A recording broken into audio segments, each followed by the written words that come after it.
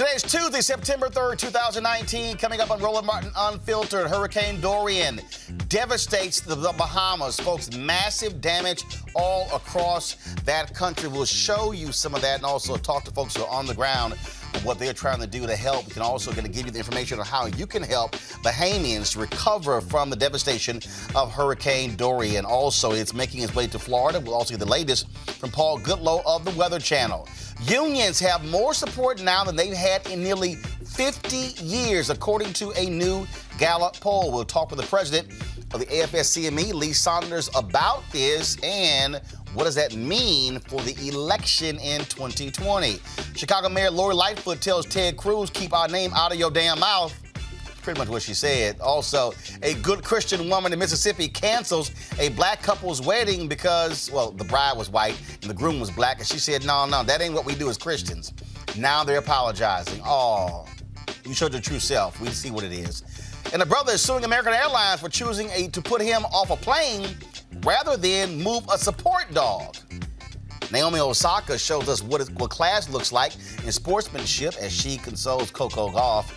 And of course, we have another crazy-ass white person for you, y'all. I mean, this one is crazy. This woman claims her dad is black, but what the racist crap she said to this Latino brother in California, absolutely outstanding. I keep telling y'all, Trump has unleashed these folks on America. It's time to bring the funk.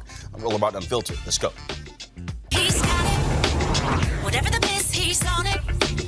Whatever it is, he's got the scoop, the fact, the find. And when it breaks, he's right on time. And it's rolling. Best believe he's knowing. Putting it down from sports to news to politics. With entertainment just for kicks, he's rolling. It's on go, y'all. It's Roland Martin, Rolling with Roland now. He's funk, he's fresh, he's real, the best, you know he's Roland Martin now.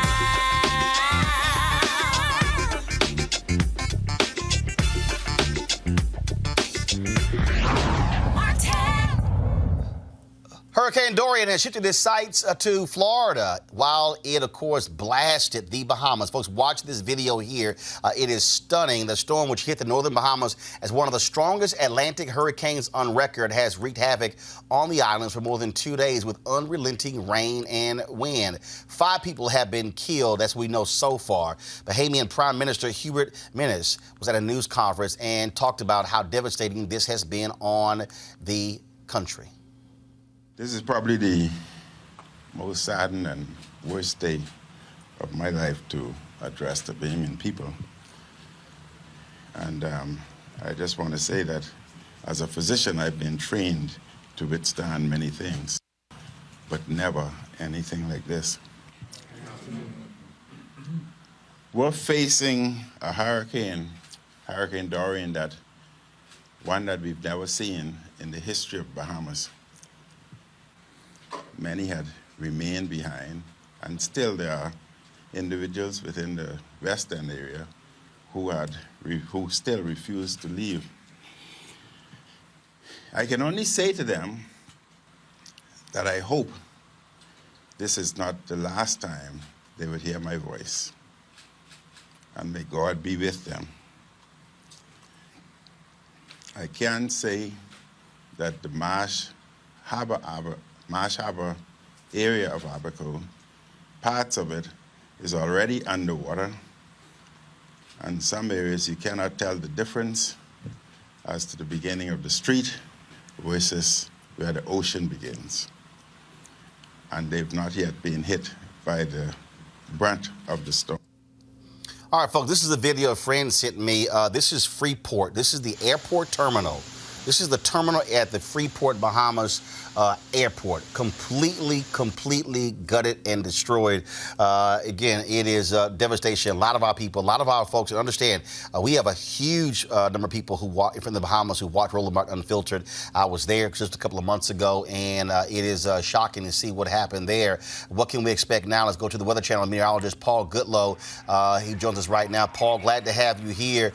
We've seen that video in the Bahamas there. Nassau, not as they had rain, had flooding, but of course, some of the other islands, I mean, just devastation. One of those islands, 70% underwater. Yeah, so Nassau was about 100, 120 miles away from the center of Hurricane Dorian when it was at its peak intensity, 185 mile per hour sustained winds.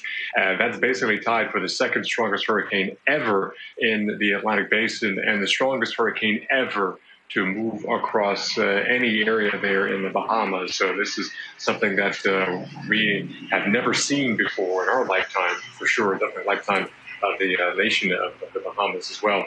Then that was the Abacos, Great Abacos. The northern Bahamas were decimated. Then it moved on towards Grand Bahama Island and Freeport. Never got the actual eye of the hurricane, but they got close to the eye wall. And then that storm just stalled. So the island of Grand Bahama and Freeport, hours upon hours, not like 5 or 6 or 8.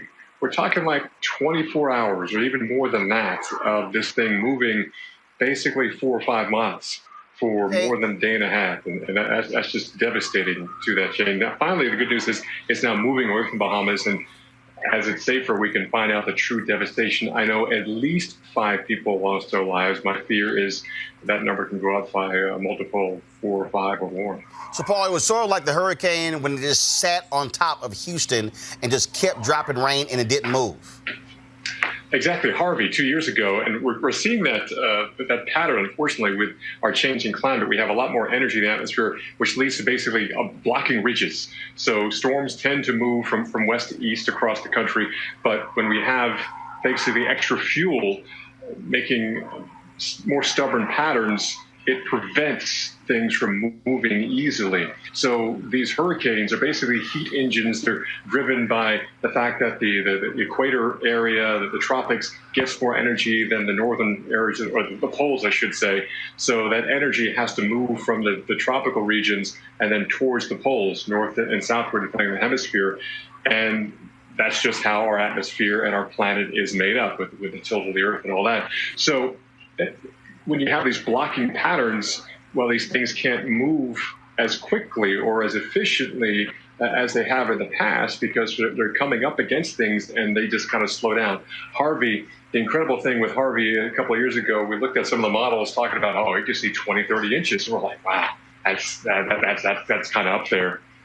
And we saw twice that amount of rain, record-setting in Houston. Never, ever have we seen that much rain from a hurricane ever in the U.S. in terms of history of us. But we're seeing this now 2 years later, a stalled-out hurricane damaging. And the last time I can remember a hurricane stalling like that was Hurricane Wilma over the Yucatan of Mexico, Cancun, Cozumel.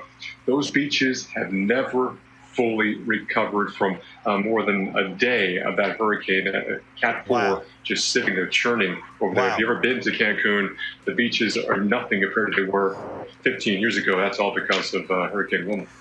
Paul, you're in Miami right now? No, I am in Charleston, South Carolina. You see part of the harbor behind me. We're getting Dorian's closest movement as we head towards Thursday. But starting tomorrow, we'll start seeing and feeling more winds. We'll start here dealing with the storm surge. Charleston, a lot of history. A lot of history with a lot of slave history in this area. History that kind of built this country, starting here in the oldest city in South Carolina. But this is called the Low Country. It's called the Low Country for a reason. You see behind me, you don't see much relief here. It's flat as the eye can see. Right. And that's the problem. Charleston's surrounded by the harbor and also fed by 2 rivers on the other 2 sides. So when the storm surge comes in from the Atlantic, it kind of blocks the rivers from exiting out toward the Atlantic. But then if you have heavy rain, which unfortunately is also forecast, then the heavy rain swells the rivers. They push towards the Atlantic. Dorian, with its surge, pushes up and back into the harbor. The rivers meet, the water can't fully go backwards. It goes up and over the land. So we could be dealing with a storm surge 4 to 7 feet on top of high tide. It's already a 5-foot tidal range here between high and low tide.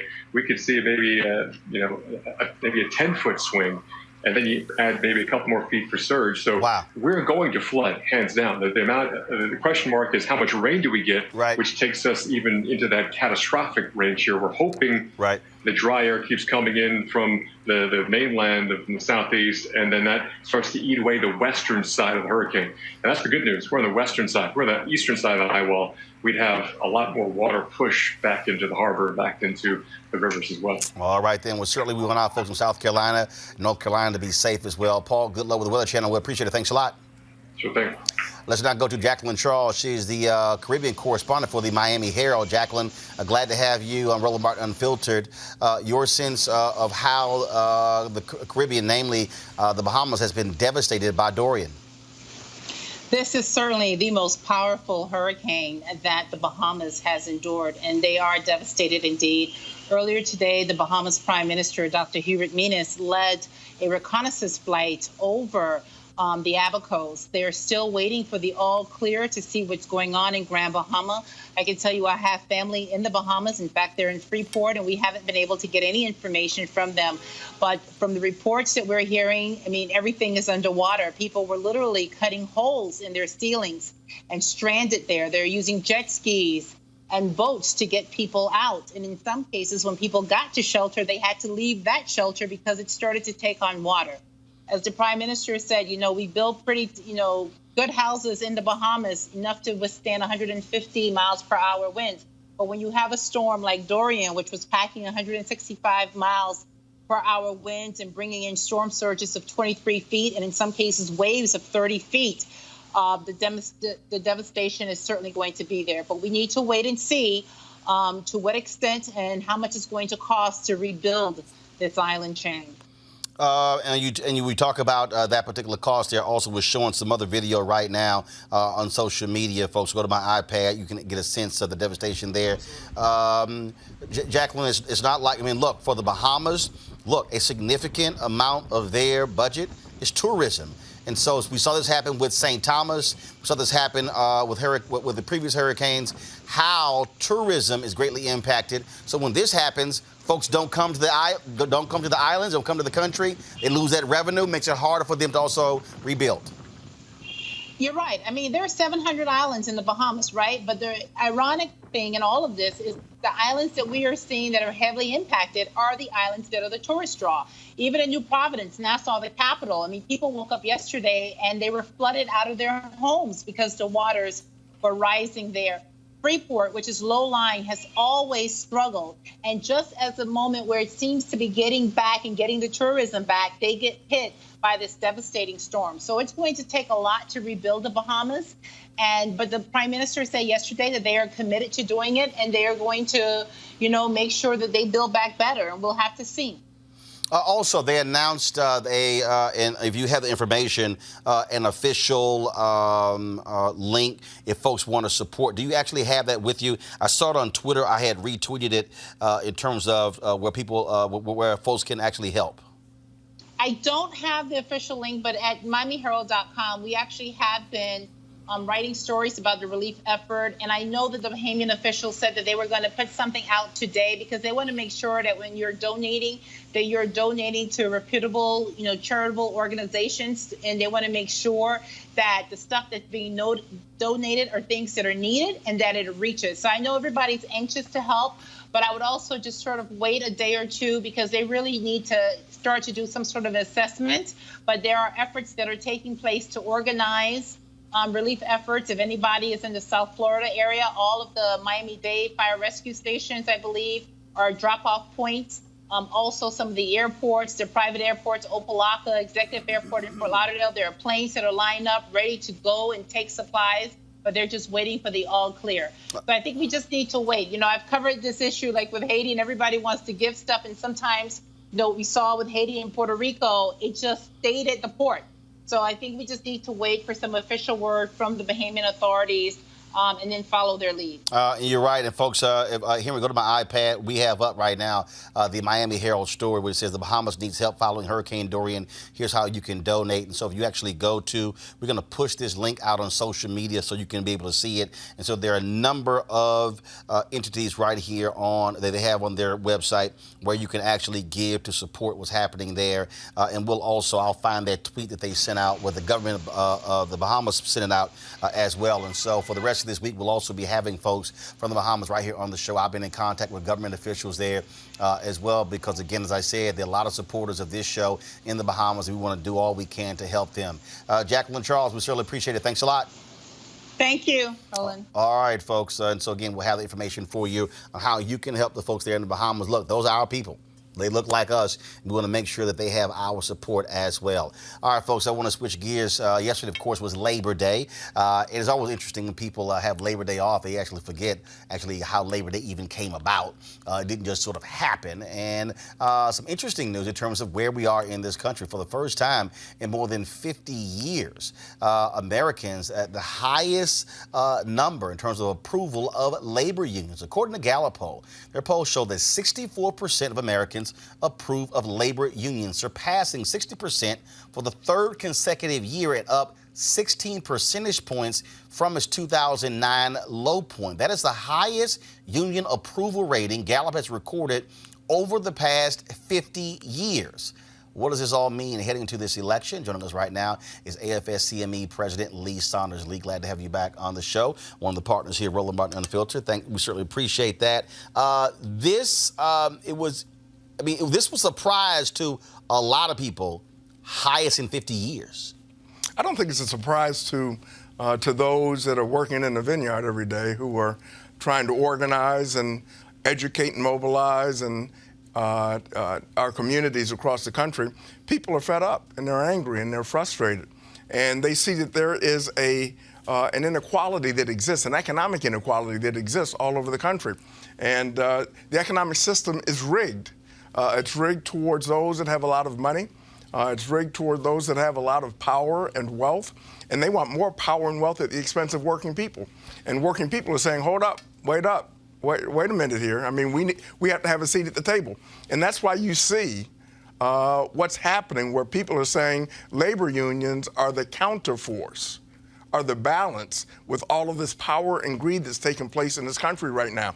I would say to you this, Roland, if you're talking to an elected official, 64%, they'd be real happy with 64%.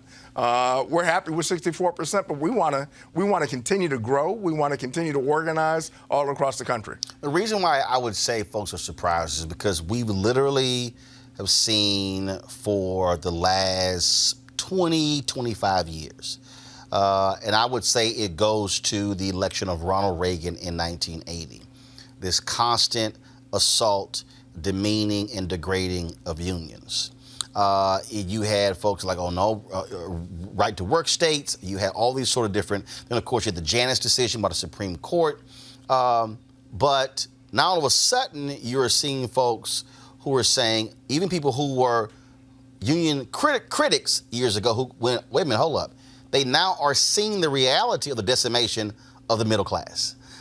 They're seeing the impact on low-wage workers. They're now seeing that because America was the nation was told, oh no, a lot of the free enterprise to do what it does, and then that would, rising tide will lift all boats. Now people are saying, that didn't work.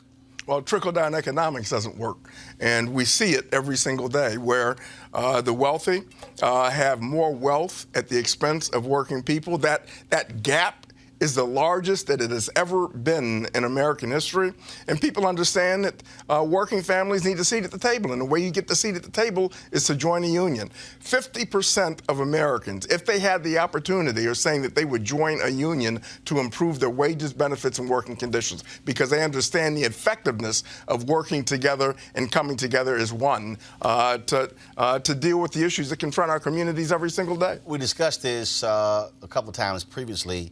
But do you also think that the attacks on unions and the election of Trump forced unions, not just your union, but in terms of the union lobby across the country, to go, you know what, we better start telling our own story because, we discussed it before. The biggest criticism that I've had is that labor unions allowed themselves to be defined by their opponents and did not have an effective narrative to counter their critics. We had to get back to basics. The labor movement had to get back to basics. one of the ways in which we get back to basics is to talk with our members, talk to our potential members, have a discussion with them, listen to what they've got to say, and then promote the kinds of activities. Promote the kinds of good things that unions do all across the country, having a seat at the table, being able to not only improve the lives of our members, but improve the lives of their families and folks living in their communities all across the country. Explain and talk about that narrative and say that that seat is being taken away from you.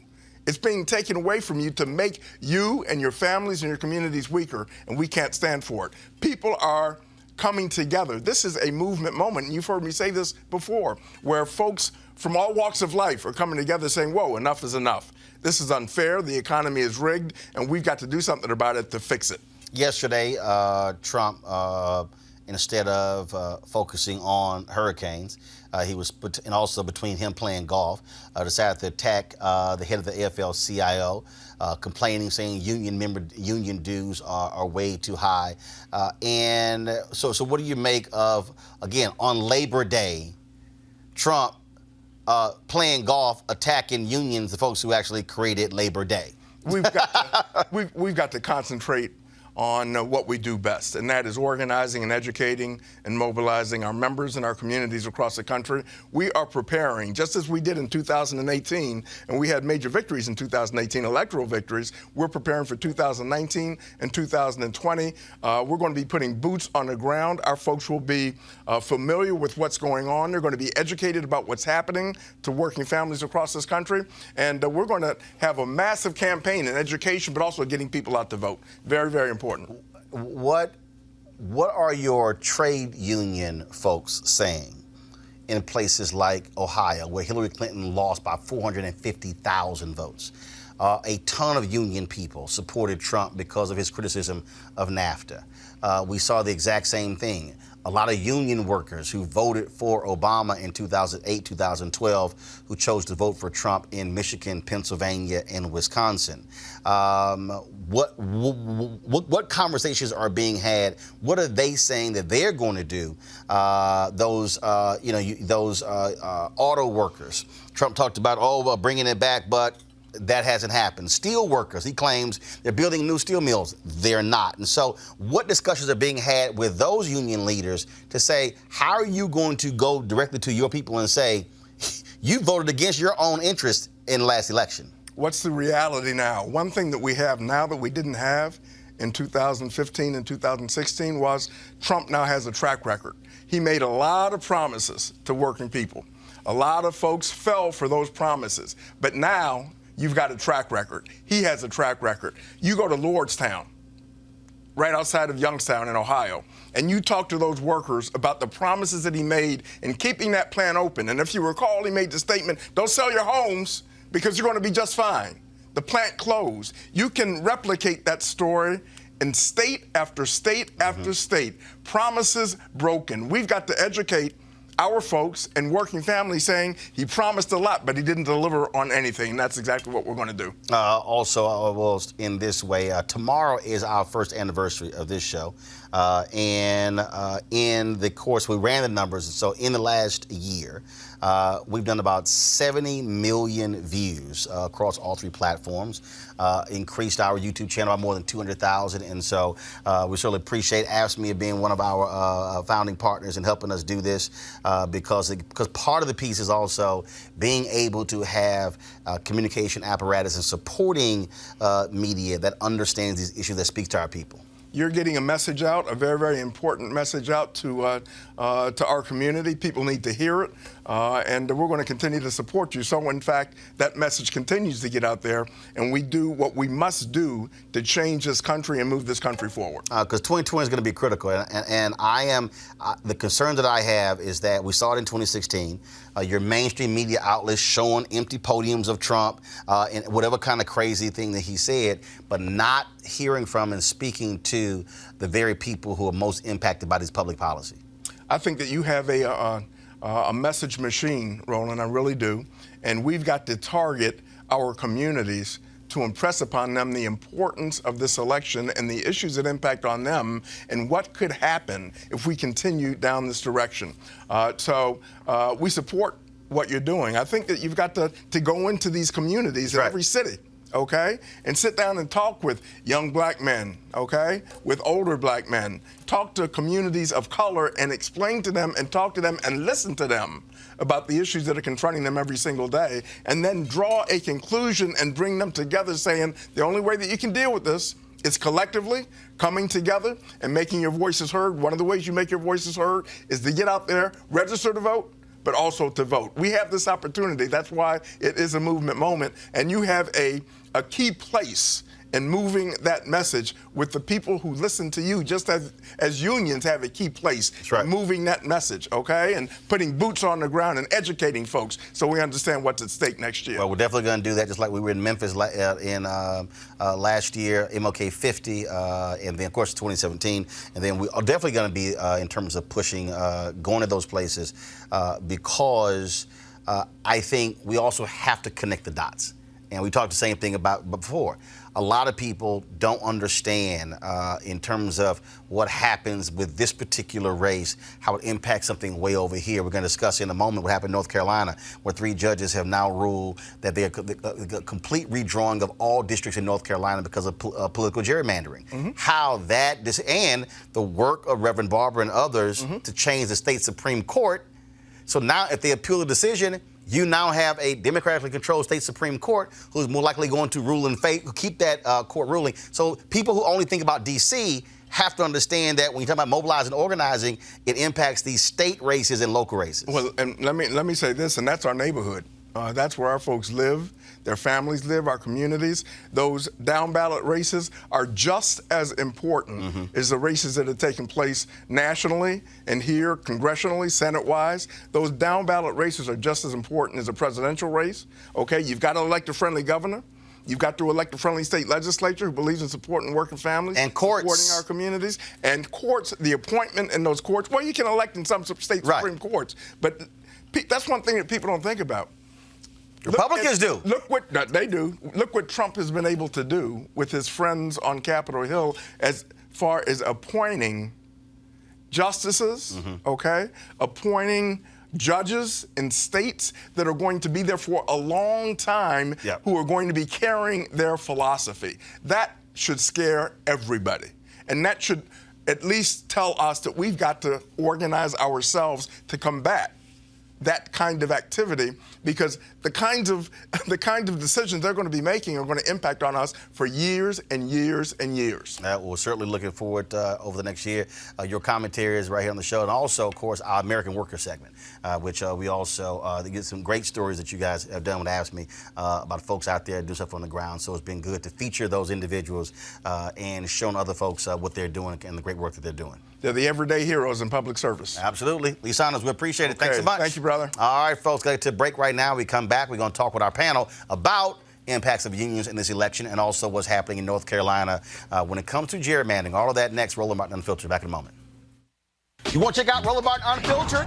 YouTube.com/Roland S. Martin. And subscribe to our YouTube channel. There's only one daily digital show out here that keeps it black and keep it real. It's Roland Martin Unfiltered. See that name right there? Roland Martin Unfiltered. Like, share, and subscribe to our YouTube channel. That's youtube.com/Roland S. Martin. And don't forget to turn on your notifications so when we go live, you'll know it. All right, folks, this Friday, if you're going to be in Atlanta, I'll be there. You don't want to miss me at the Ride, Money, and Motion Conference at the Loudermilk Center, moderating a panel about access and ownership, sponsored by Banji, the only African-American-owned publicly traded cannabis organization in the world. I'll be on the panel. Matthew Knowles, Bonita Money, Ryan Mack, and the whole Banji family will be front and center discussing entry into the multi-billion-dollar and growing cannabis industry and how you can become a distributor, shareholder, or cannabis landlord. If you're interested in making money in this booming industry, then I promise you don't want to miss this. Our panel is going to be at 2:30, but for a full list of other panels, activations, and tickets, please visit ride.rollingout.com. Ride.rollingout.com. And so you don't want to miss it again. As this Friday in Atlanta, and you certainly don't want to miss it. I want you guys to be there because why? Everybody keeps talking about expungement, which is critically important.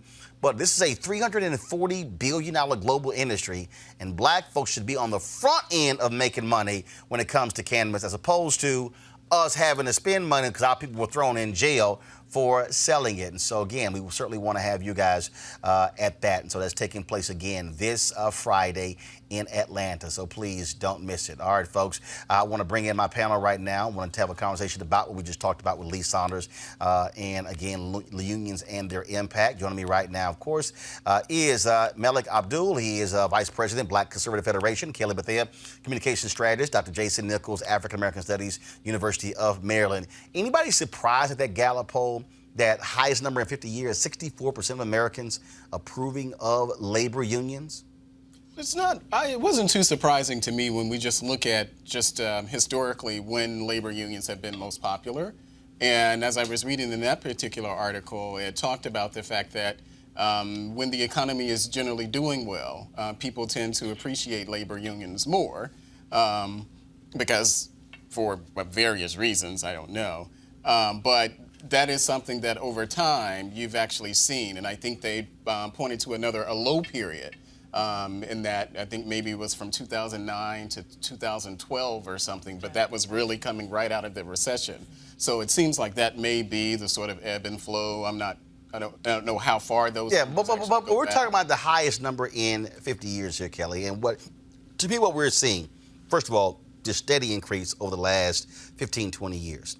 I think what has happened is people have finally woken up and stopped accepting the bullshit from corporations that let us do whatever we want to do. Trust me, you're going to get the money back. And people realize, wait a minute, we're out here busting our ass. Productivity is at an all-time high. Wages have been suppressed. And y'all are sitting here making all the damn money and workers are not.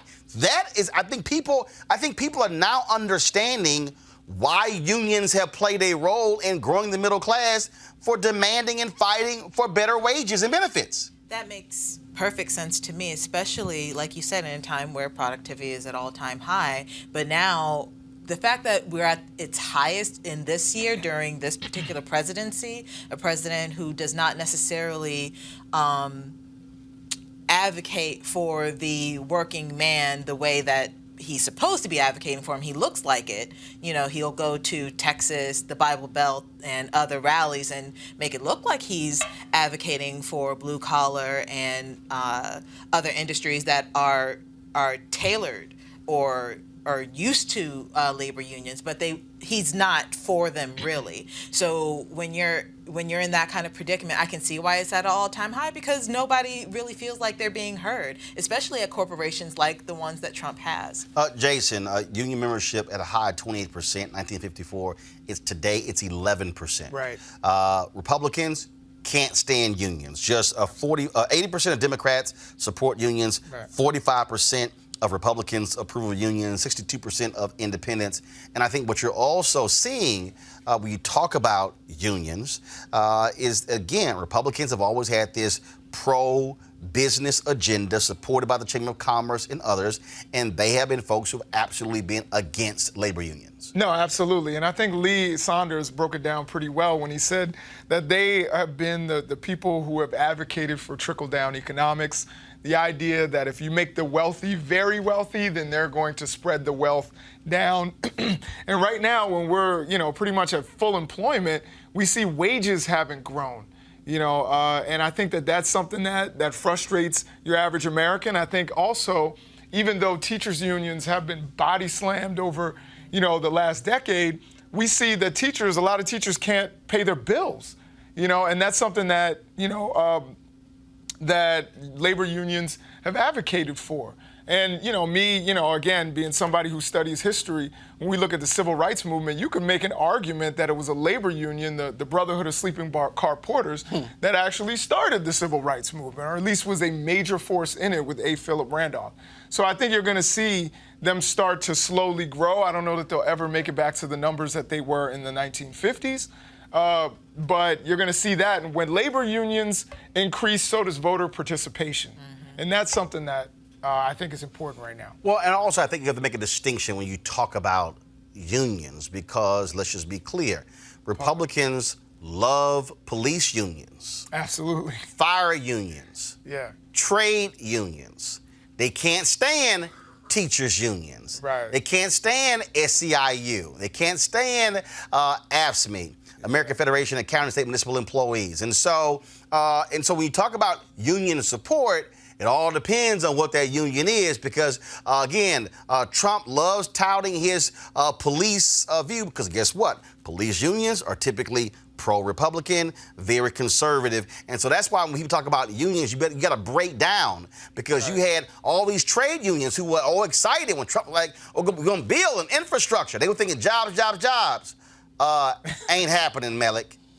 Well, ain't happening at all. Are you surprised that there are some contradictions in our politics? No, it's not contradictions. No. What I'm explaining here's what I'm explaining. When people hear the word union, a lot of times people think that means pro-democratic or progressive or liberal. What I'm trying to say is, no, there are different unions out there. And so a lot of people get confused by that when they hear that phrase because within the union movement, you got to deal with the reality that there are white men who are conservative, who are also anti-black, who are racist, who are bigots.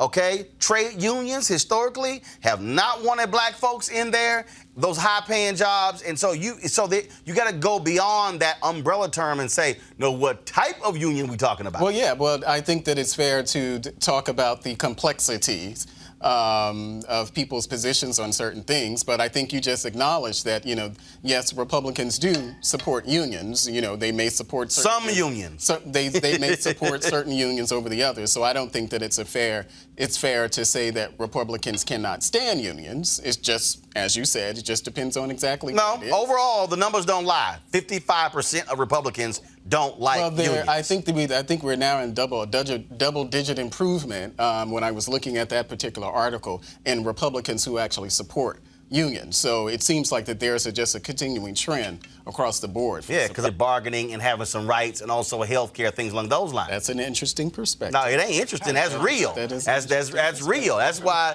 That's what's. Well, if my party were promising that people were not rich, we probably should not have taken that seriously. I mean, that's what Donald Trump actually kind of won on.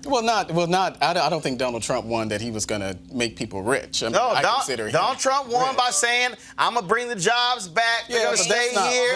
What Lee just said, hey, don't worry about y'all homes. All is good. We're going to rebuild these cities. We're going to build steel mills. We're going to build coal plants. That's not being rich. No, hold up. I'm saying there's a difference between having a steady paycheck and losing it. You got these coal miners in West Virginia who all of a sudden 2 weeks ago found out they were out of jobs, and then when they tried to cash those last checks, they all bounced.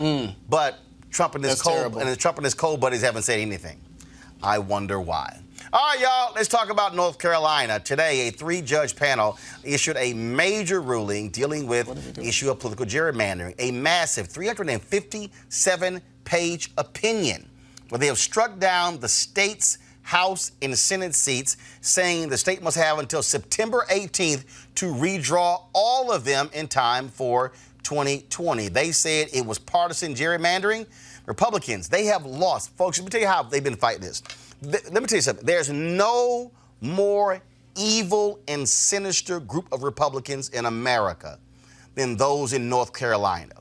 These people are pure trash in North Carolina, and how they have tried to upend democracy as best that they could, rewrite the rules, and how they have targeted black folks and others. Well, guess what? This is the 22nd time a state or federal court has ruled in gerrymandering. That shows you what's going on there, folks. Let's go right now to Tomas Lopez, Executive Director of Democracy North Carolina. And Tomas, obviously, this is a huge decision because the Supreme Court ruled that they had really no jurisdiction. They really couldn't get involved in this, basically saying whatever the states decide, that's up to you. Now you have this court in North Carolina saying redraw every single House and Senate race there. For people who don't understand, Republicans have used that power to have a supermajority in North Carolina. This changes the whole ballgame. That's right. The background here is that we had maps that were drawn in 2011 that were litigated several times. There was a ruling that a federal court came out with a few years ago that said those state house, state senate maps were unlawful racial gerrymanders. And so in 2017, they had to draw new maps. Those new maps, they said, we are drawing these not for racial purposes, but to favor Republicans over Democrats. They were very explicit in saying this. Even the legislators said it themselves. And these were the maps that were challenged in court. These were the maps that were challenged in this case. And these are the ones that this North Carolina court panel has now said are unlawful under the North Carolina Constitution. And look, the Democrats control the state Supreme Court. Republicans, again, they tried to even screw that around by trying to they literally tried to take a lot of their power and give it to the court below them, as opposed to them being the highest court in North Carolina. And so what do you think the response from Republicans is going to be? Well, they've actually already said that they are not going to appeal this ruling. They are not appealing the ruling, and the Senate president has put out a statement saying, we're going to go ahead and draw what they're saying will be nonpartisan maps. Now, what the court has done is they said, listen, you have 2 weeks, General Assembly, to draw new maps, and you have to do it in a public way. And so one of the things that all of us in North Carolina are going to be doing is watching this process, hopefully weighing in as well. But what the court is also doing is appointing a referee, a special master, to help evaluate those maps and, if necessary, draw their own. And let's be clear here, by the court saying it has to be open, because you have had consistent efforts in the past where Republicans have done stuff behind closed doors and literally dropped it in Democrats' lap saying, y'all got 24 hours and then we're going to pass it in 48 hours. That's right. One of the things that is important here, and it came up during the case, right, were these documents that were from Thomas Hoffler, the former guru who drew many maps around the country and was based here in North Carolina. This feeling they were being cooked up in a back room and presented as a final deal. Here, these maps that are supposed to be drawn in the next couple of weeks, they are supposed to be done in a way where the public is going to have it say, we'll see what that ends up looking like. And again, I wouldn't understate the importance of this special referee, this special master that the court is also going to bring in as well. And again, last one here for you, Tomas. Again, this was a common cause lawsuit. And I know there was some differences of opinion there because the courts had already ruled on racial gerrymandering. This was political gerrymandering. The case that went to the Supreme Court was one about political gerrymandering. And I know there were people in North Carolina who felt that they should have focused on racial gerrymandering. And that's what gave the Supreme Court an out, if you will, by saying we really can't speak on political gerrymandering.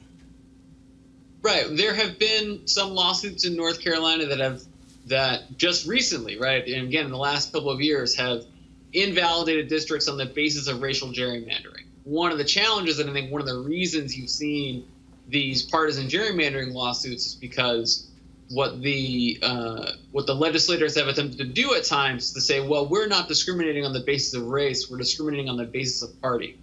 And so that's created this opening to go on and try to pursue a different way. What is really good about today's ruling now is that you now have, under North Carolina law, racial gerrymandering is prohibited and partisan gerrymandering is prohibited. So you've got 2 potential routes now for challenging maps moving forward. All right, then. Tomas Lopez, Executive Director of Democracy North Carolina. Congratulations. Again, y'all have been doing an amazing job. You're a nonpartisan group, but you've been trying to get people to understand you can't have Republicans or Democrats trying to stack the deck in that state. If you want to win, do it fair and square, and don't sit here and try to rig the game. And so y'all have been doing some great work, and we really appreciate it. Thanks a lot. All right, thank you. All right, we're on my panel here. Melik, that's a big slap down to your party. Well, it's to the Republicans in North Carolina. That's your party. Are you a Republican? Yes, but our party is not the party of voter suppression. Yes, you are. No, you are the party of voter suppression. What the hell are you talking about?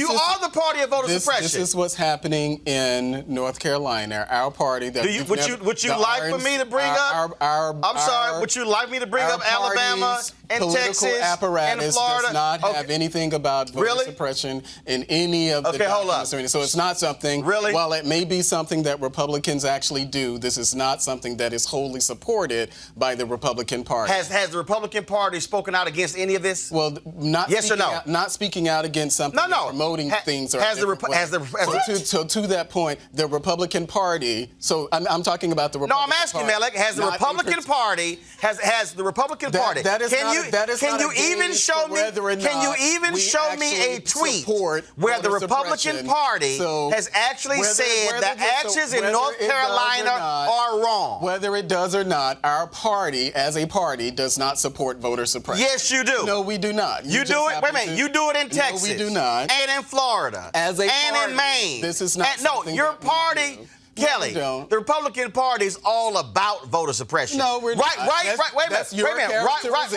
Right now, they are right now, Democrats are warning people in Ohio right now, okay, to double check your status because they're going to purge some 200,000 people. Why? Because Republicans in Ohio came up with the whole deal on how to purge people. A white man sued them because they said, oh, you haven't voted in the last couple of elections, so therefore we're taking your name off the rolls.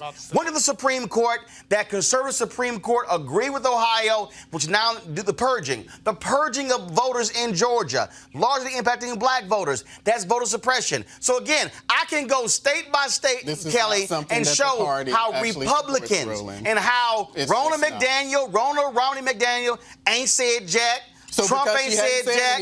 Right? If you don't say nothing, you damn sure agree with it. Well, Kelly, go ahead. Your characterization Kelly, go ahead. of it, Roland. That's not a characterization. Yes, that is exactly what it is. So if I don't say that, if I don't agree with something and I don't verbalize anything about it, then it is going to be what it is. So the Republicans aren't saying anything about voter suppression.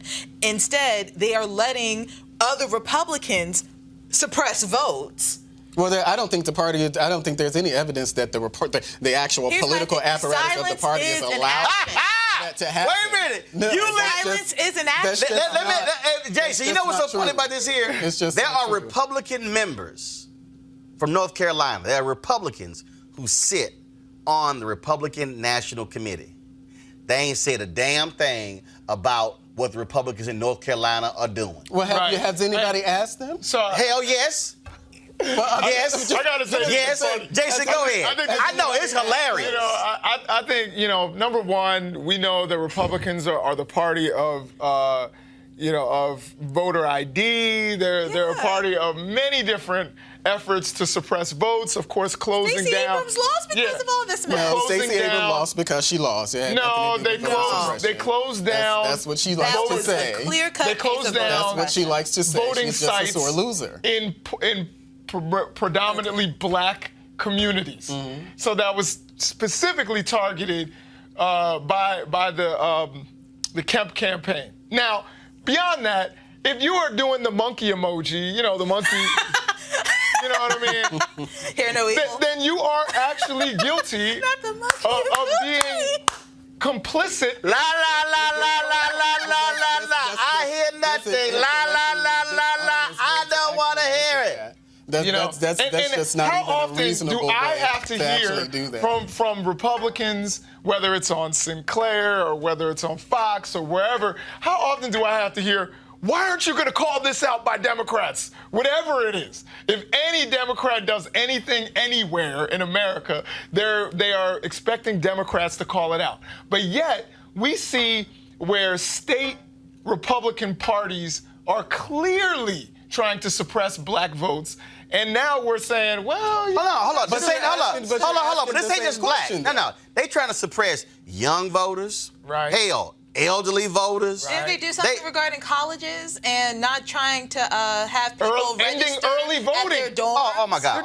First of all, the reason Malik needs to stop trying to be a troll right now. It's not being a troll. Malik, your party on your show. Your party literally. You want me to own things about my party? No.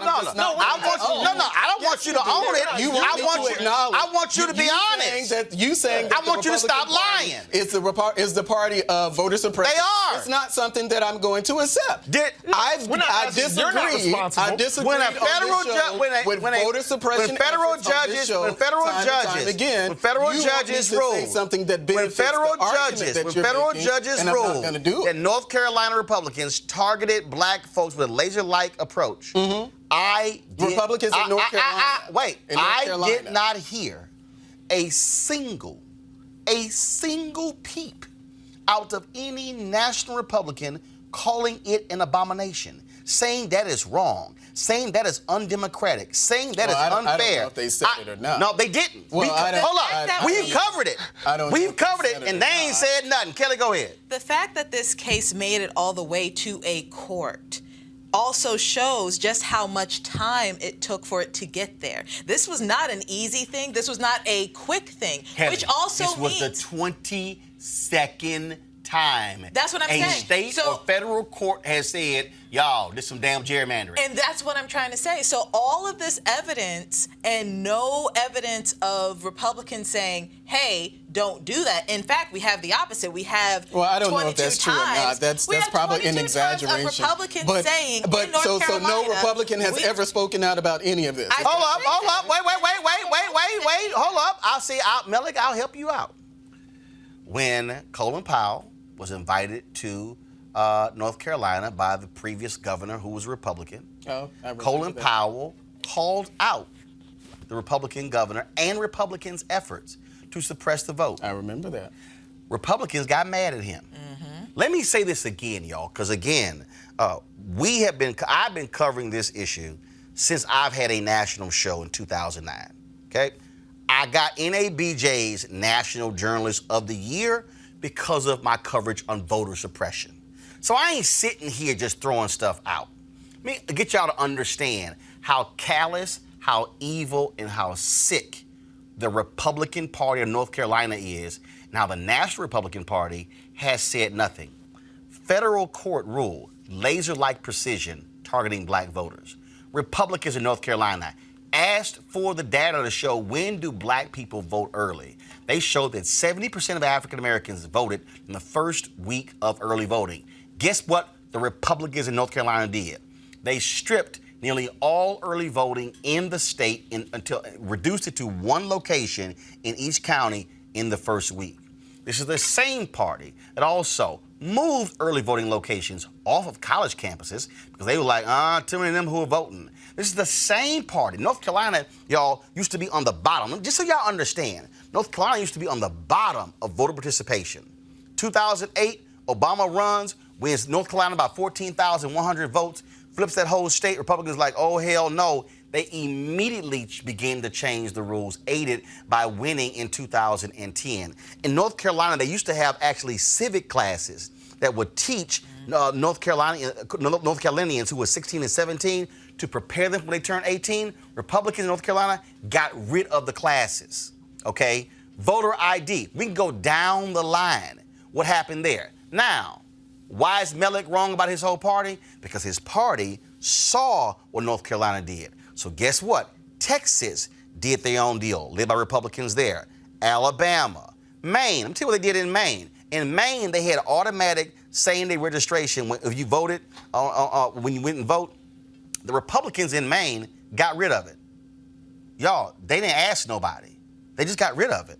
The voters in Maine said, what the hell is this? Put it back on the ballot the next election and voted it back in.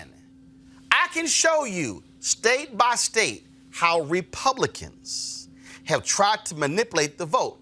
Y'all, do y'all forget 2012 when the Obama campaign had to sue Ohio when Board of Elections in Ohio, where Republicans had a majority, they extended the voting hours in Ohio, but in the counties where we had Democrats, they actually limited. They got sued, and the Secretary of State, Republican, he had to admit in court, yeah, that's kind of unfair to have extended voting hours in Republican counties and shorter voting hours in Democratic counties. We can go, Florida, again, we can walk this thing down state by state. The Republican Party fully embraces voter suppression and all of those tactics. And see, what Melik wants to do is play games by saying, oh no, there's no sheet of paper that says we love voter suppression.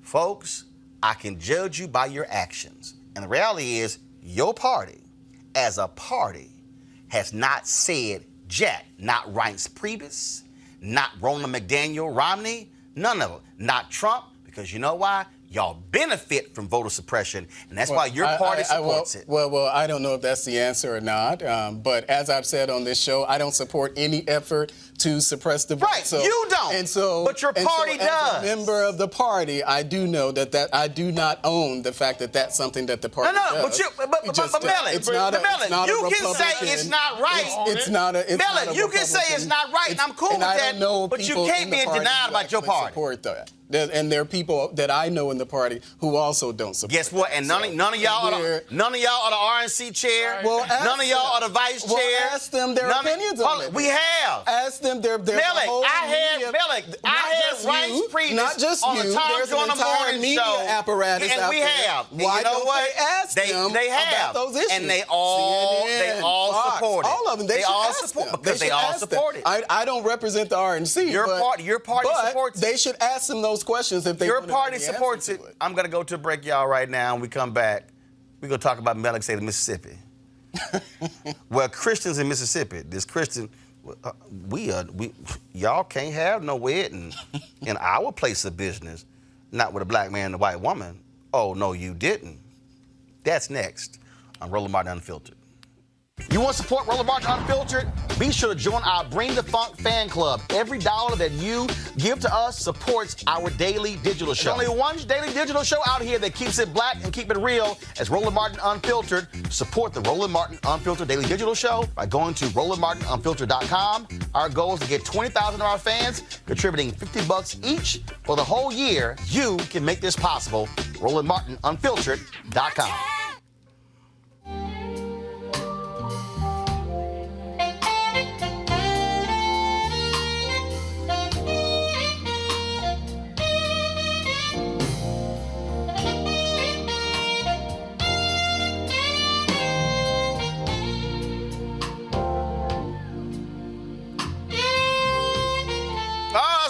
Gerald Albright, he's going to be one of the folks performing in Cabo for the Luxe Jazz experience, folks. It's going to be unbelievable. November 7th through the 11th. Of course, we're going to have top-notch music in an upscale destination. Folks, it's going to be taking place the weekend-long event. It's going to be at the Omnia Day Club, Los Cabos. You see it right behind me. Nestled on the Sea of Cortez and the celebrity playground of Los Cabos, Mexico.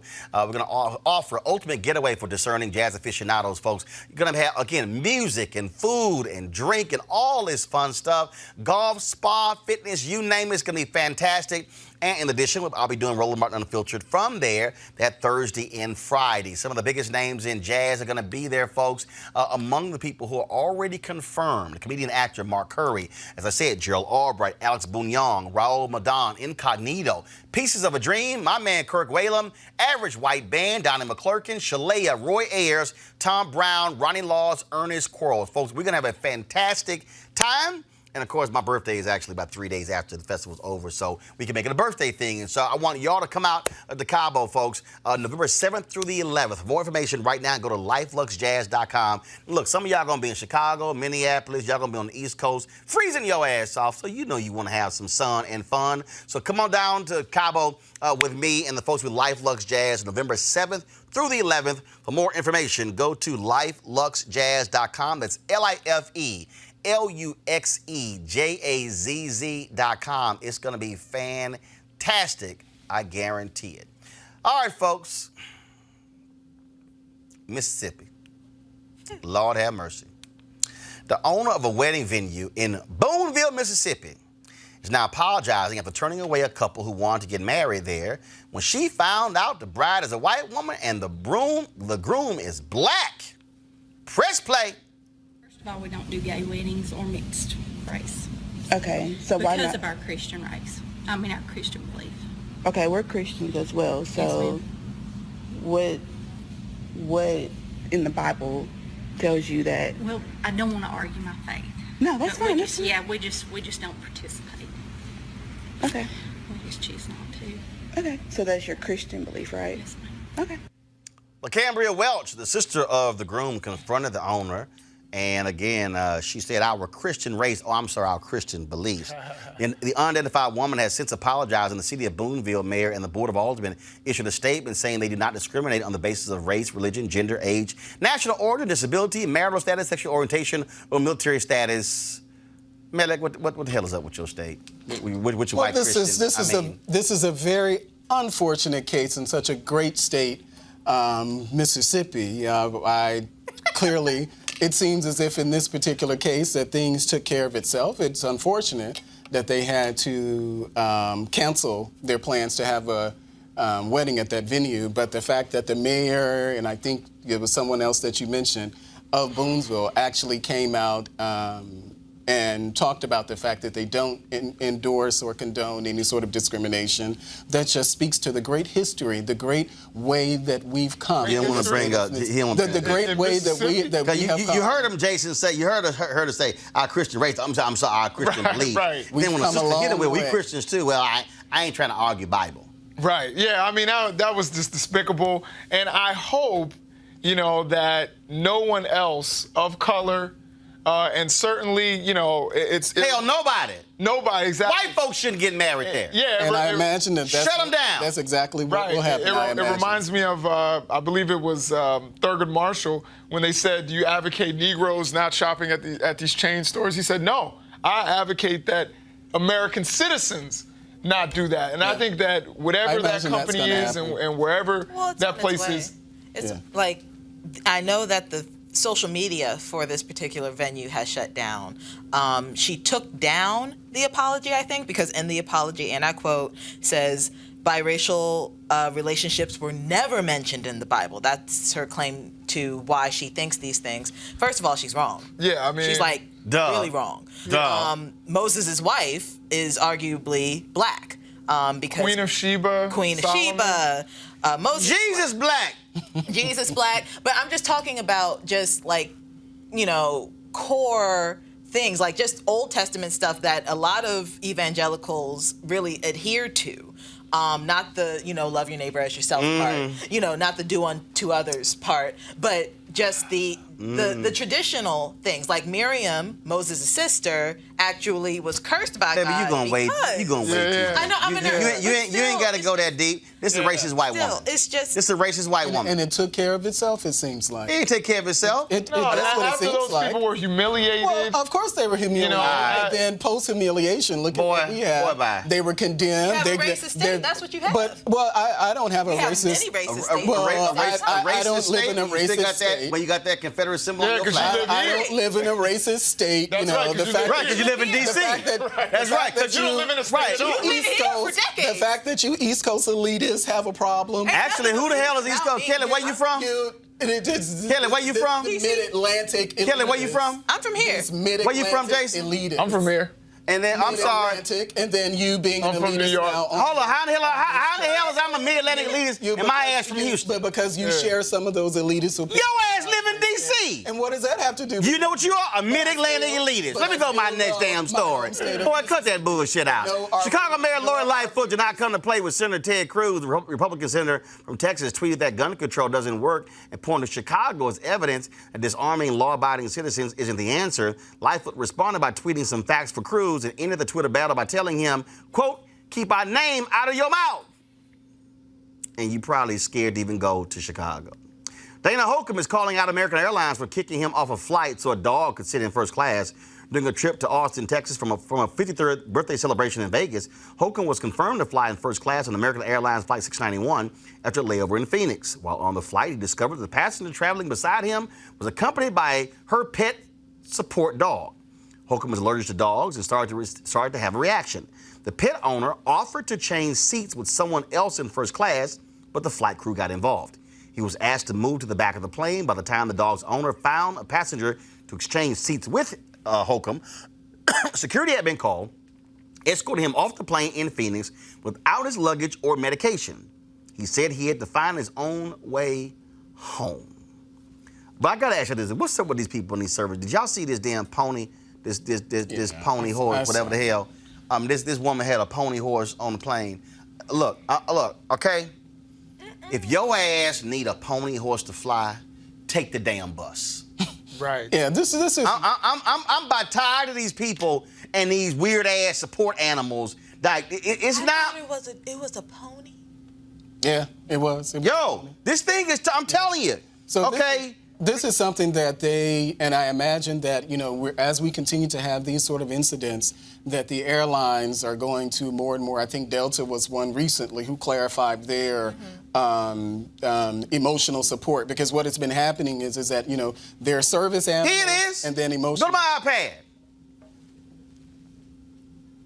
Oh my God, that's a donkey. Yes. Mercy. That's unbelievable. That's a damn pony horse on a plane right behind first class. And the fact that the airlines even had to make an allowance. But this isn't for the animal that. that he had. No, that's a different story. Now, does the pony have a diaper on? Because what if that pony poops? Well, I guess it's the same as like. I'm just. Hey, bro. I can't even think that far ahead. Yo, I'm serious. But the fact that they had to allow, that they had no discretion, the airlines apparently had. Well, that's a whole pony horse. You can't bring that bad. Look, I know some people who have post-traumatic stress disorder. But here's the deal. Here's the real thing. I wouldn't. No, there does need to be precautions regarding emotional support. Do you know how animals crazy and this thing planes. has gotten with animals? It has gotten insane. Insane. Somebody had a peacock I once, get that part. believe. I totally understand that sentiment, but at the same time, you have to recognize that mental health issues are real, and that some of these animals, like dogs and cats and things that can actually be on planes, that have been naturally, or not naturally, but traditionally able to be on planes with passengers. Go to my iPad. Here another one. I have a question though. This is another one. Go to my iPad. Yeah, see, that's a lot. See? But at the same time, if that's allowed, Jason, go ahead. Is it so?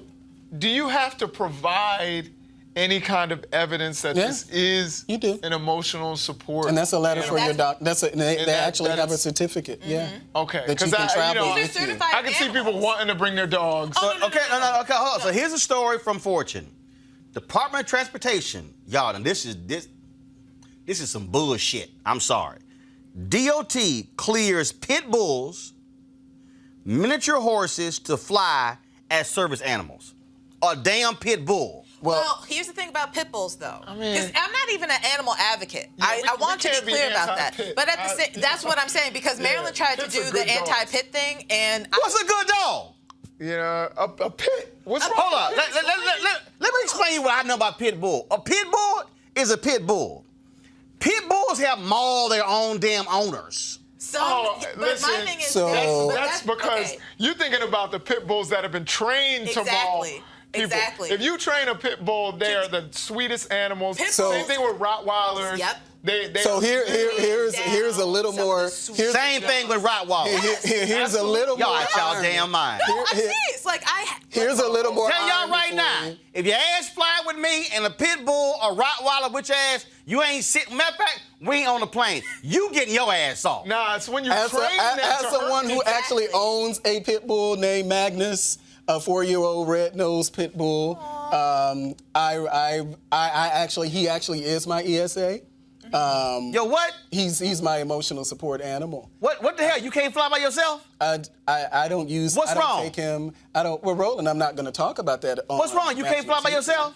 But all emotional support animals aren't on planes. Yeah, which is the point that I was trying to make. Yeah. I can actually take him. You can't go nowhere by yourself? I can take him on the train. I can take him on the plane. I can take him in any store. Is it pit bull? My go to my iPad.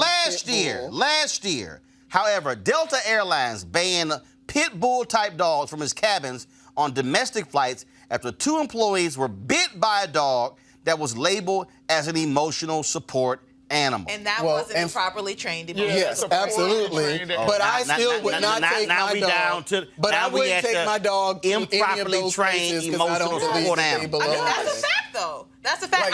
I'm a dog owner, and I don't even like dogs at restaurants. Exactly. So again, I don't have any pets right now. I'm completely petless. But what I will say is, one, mental health is a real thing that needs to be addressed, and for some, emotional support animals are a key in their mental health. So that said, if you need an emotional support animal on a plane, that should be allowed within reason. I can understand. Them little pony dogs. The pony, and all of that. that's a lot. Another question. Do you That's a have to buy another ticket? Like, do they have to have their own I seat? think it depends on the line. Yeah, well, I've never. I think it depends on the never airline. had. You know, because I'm wondering, you know, I've never even wanted to. There are people so. who are overweight who have to buy an extra Exactly. seat. Yeah. So if we're going to let you bring a dog and you don't have to purchase Right. another seat, I've never to me, that's considered Those are the ridiculous. kind of policies that need to be considered. I don't care if it's an emotional support animal or not. Little you should have pony to pay. dogs. Or two. Little pony dogs. No. Yeah, you got a freaking horse on there. Get your ass on the bus. I don't care. I don't care. You can be mad. Let me tell you something. Or better yet, Y'all can be mad at me all y'all want to, okay? You should not be flying with a damn pony horse. You should not be flying with a pit bull. Well, that's you should not be flying with a damn Rottweiler. Oh. That's a little If you're different. trained, it's no. Okay, See, a golden there y'all go. All retriever right. can maul you. Yeah. A golden retriever can Yeah, maul okay. you. A Malamute can maul you. Yeah, okay. A Chihuahua is the most aggressive and Yeah, okay. dangerous dog on the planet. Hey, I ain't trying to fly with none of them. I'd sooner have a pit bull. Hey, Then if you gonna fly with a dog, put that dog in a little bitty ass bag. Like that way, no. But the leash you walking around. Now look, if you a member of the U.S., if you a member of the military, that's my only exception. But the rest of y'all flying with damn pony horses. if you that emotionally, but you need that much help, and if you need that much help, that you need to fly with a pony horse. Bus, Greyhound would gladly take your. What about overseas? Yeah, but I don't want you on a Greyhound with your Hey, dog. Greyhounds work? boat, That's No. even boat. worse. None of it. Fine. None Rent a of it. car, Alamo, Avis, Enterprise. National, Enterprise, Thrifty, Dollar, Hertz. Pick one.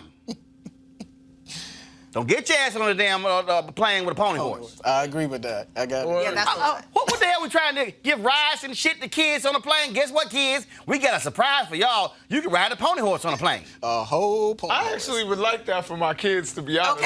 Okay, see, now I have. Like, And you Okay, keep y'all, getting last out. story. Last story. I'm done. Last story. She not from Mississippi, but she is the craziest white person of the week. She must be from Texas. No charcoal grills are allowed. I'm white. I got you, huh? Illegally selling water without a permit On my property. Whoa! Hey!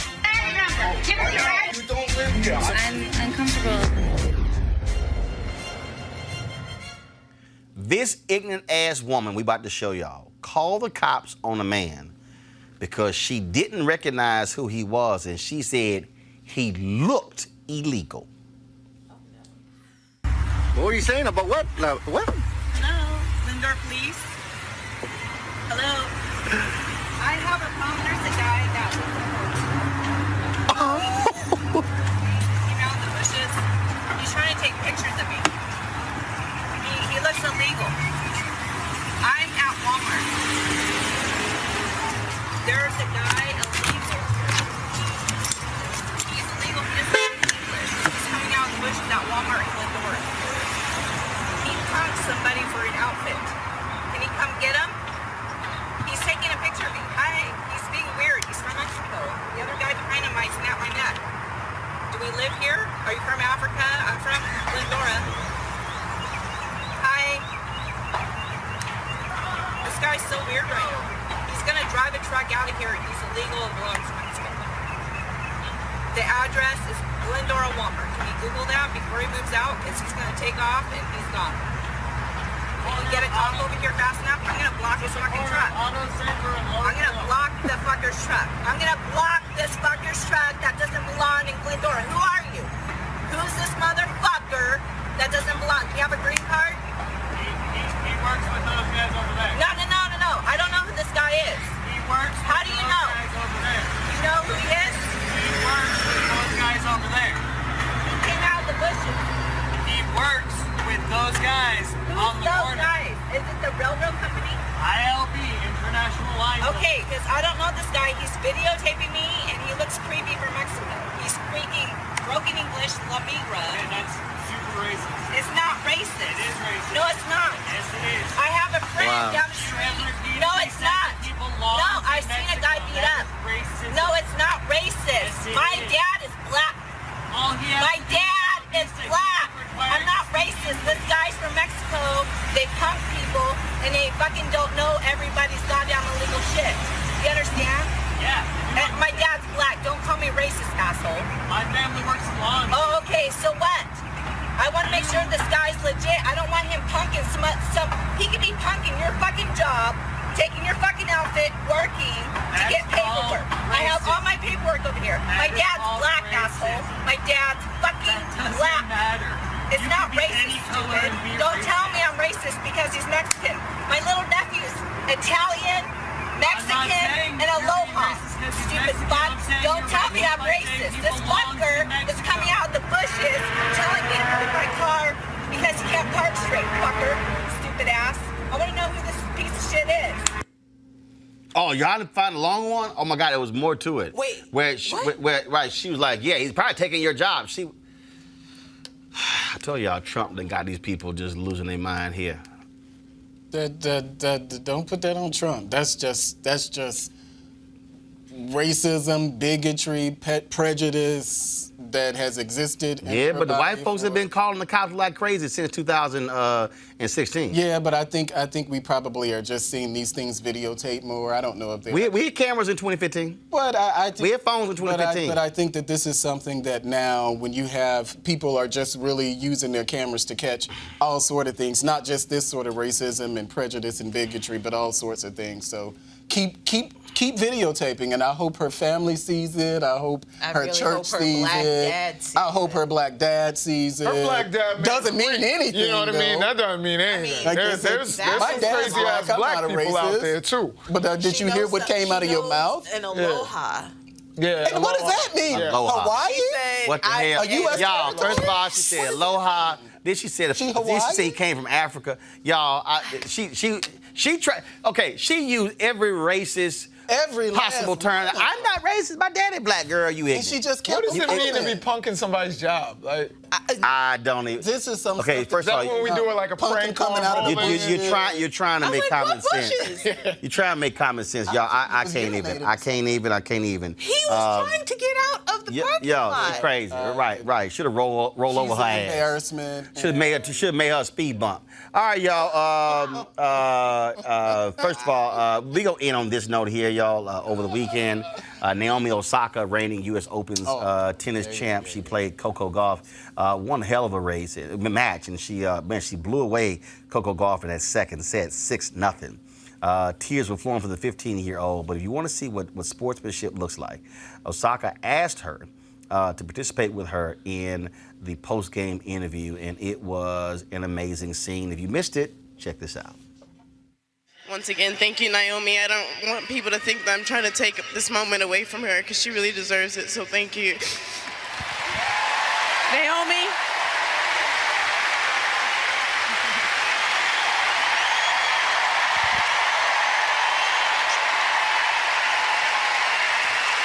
You're a class act. You're used to being the young one. What's it like now being the veteran and mentoring someone like Coco?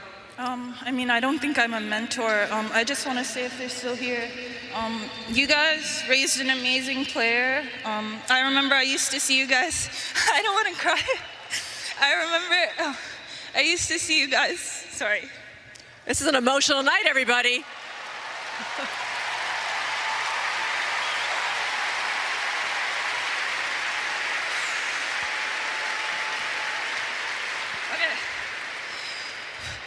I used to see you guys training in the same place as us, and for me, like, the fact that both of us made it, and we're both still working as hard as we can, I think it's incredible. And I think you guys are amazing. I think, Coco, you're amazing. It was certainly a dramatic moment. A lot of people were reduced to tears. Again, just an amazing scene. Those two, of course, you also had several other sisters who competed in the U.S. Open. You have another sister who advanced. Osaka lost, actually, in the next round. Serena is still in it as well. So, again, just an amazing display there of sportsmanship. Black girls rock. Absolutely. And you know, I love that because, you know, Coco looks like one of my nieces, and Naomi Osaka looks like my daughter. Yeah. So I got really emotional looking at that, you know, and her proud parents. And we see, particularly in tennis, I think, you know, the involvement of black parents, particularly black fathers, and what they do in mentoring their daughters and trying to see their daughters succeed, I think is a beautiful thing. In the case of both of them, their fathers were the initial coaches. Absolutely. Yep. Yeah. No, and for me, it's just they're still so young. Like Coco is what, 16? 15 years old. And the fact that these are more, well, Osaka is 21 now, but the fact that they're more or less children who are actually teaching the world how to be true sportsmen, that just speaks volumes. The fact that they're black and they're girls and the black girl magic is just sprinkled all over that moment is one thing, and I definitely commend that. But first, I think Osaka understood how emotional it was because, again, golf lost 6-0 in that second set. And what happened to her last year in the finals when the crowd was really cheering for Serena, the whole drama with the umpire, and then, of course, Osaka wins, and how she handled that as well. And then also, folks, right now, Serena, somebody posted on YouTube that Serena is out of the U.S. Open. No, she's not. She's playing right now. She up 3-0 in the first set. I read that. No, somebody. You read what? I think I read some foolishness like that she was supposed to be getting. Dude, it's a live match right now. Yeah. It's the quarterfinals right now. Serena's playing. She's up 3-0. Yeah. She's playing Wayne Kwong right now. It's called live. I mean, no, I wasn't saying that. What the hell were you reading? No, I said that I read something Mississippi? See? I'm just checking. All right, y'all. One thing I panel here. Thanks a lot. Mel, trust me, go talk to your Republicans about voter suppression. Trust me, they'll confirm it. All right, y'all. Tomorrow is the first anniversary of Roland Martin Unfiltered. We launched this show 1 year ago, September 4th, 2018. It's been a fantastic year of course, lots of content. We're going to have some good stuff for you tomorrow. I'm going to share with you some stats to give you an indication of how good the last year has been. Blown my expectations. Is all because of you, all the folks who've been watching us on YouTube, Facebook, and Periscope. So we want to have that for you as well. Don't forget, if you want to support what we do, please join our Bring the Funk Fan Club. This is an independent news operation. We are not corporately owned.